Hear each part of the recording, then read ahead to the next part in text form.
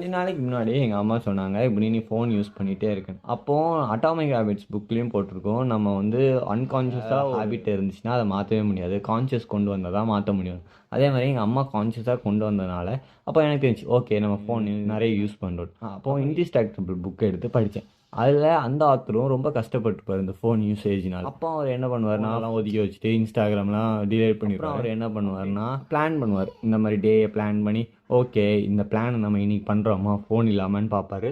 But அப்போவும் அவருக்கு distraction வரும். அப்போ தான் அவர் இன்னும் ரெசிஸ்ட் பண்ணும்போது என்ன நினைப்பாருன்னா, டிஸ்ட்ராக்ஷன் வந்து இப்போ மட்டும் இல்லை, பழைய காலத்துலேருந்து டிஸ்ட்ராக்ஷன் இருந்திருக்கு. நீங்கள் நினச்சி பாருங்கள், இதுக்கு முன்னாடி டிவி இருந்துச்சு, டிவிக்கு முன்னாடி ரேடியோ இருந்துச்சு, ரேடியோக்கு முன்னாடி காமிக் புக்ஸ் இருந்துச்சு, அதுக்கு முன்னாடி காசிப் இருந்துச்சு, அதுக்கு முன்னாடி எந்த மாதிரி டிஸ்ட்ராக்ஷன் இருந்துகிட்டே தான் இருக்குது. அப்போ இவர் என்ன சொல்கிறாருன்னா, நம்ம வாழ்க்கையில் இந்த மாதிரி ப்ராப்ளம்ஸ் டிஸ்கம்ஃபர்ட்லாம் இருக்கும்போது கண்டிப்பாக அவாய்ட் பண்ணதுக்குன்னா நம்ம ஃபோன் பார்த்துட்டு இருக்கும்போது நம்மளுக்கு என்ன பிரச்சனை இருக்குதுன்னே தெரியாது, நம்மளுக்கு எத்தனை கடன் இருக்குன்னு தெரியாது, பிரச்சனை இருக்குன்னு தெரியாது, மறந்து ஃபோனுக்குள்ளே மூழ்கிடும். அட்வைஸ் பண்ணுறாருன்னா டிஸ்ட்ராக்ஷன்ஸ் எல்லாம் குறைக்கிறது வந்து ஃபஸ்ட்டு நோட்டீஸ் பண்ணுங்கள். இப்போ ஃபோன் பார்க்கணுன்னு உங்களுக்கு தோணுதுன்னா இவங்க எழுத சொல்கிறாங்க, உங்கள் எண்ணங்கள் ஆங்ஷியஸாக ஃபீல் பண்ணுங்க, ரெஸ்ட்லெஸ்ஸாக ஃபீல் பண்ணுங்க, கிரேவிங் ஏதாவது இருக்குன்னா கண்டிப்பாக எழுதுங்க. இந்த மாதிரி எனக்கு இந்த மாதிரி தோணுது, ஐ ஹேவிங் எ தாட் இப்படி இருக்குது. இது எல்லாமே ஒரு மென்டல் ஸ்கில். நீங்கள் இம்பல்சிவாக ரியாக்ட் பண்ணலை, நீங்கள் ரிஃப்ளெக்ட் பண்ணி அதுக்கப்புறம் ரெஸ்பாண்ட் பண்ணுறீங்க. அண்ட் இன்னொன்று சொல்கிறாங்க, எப்போ நம்ம வந்து இந்த கிரேவிங் இந்த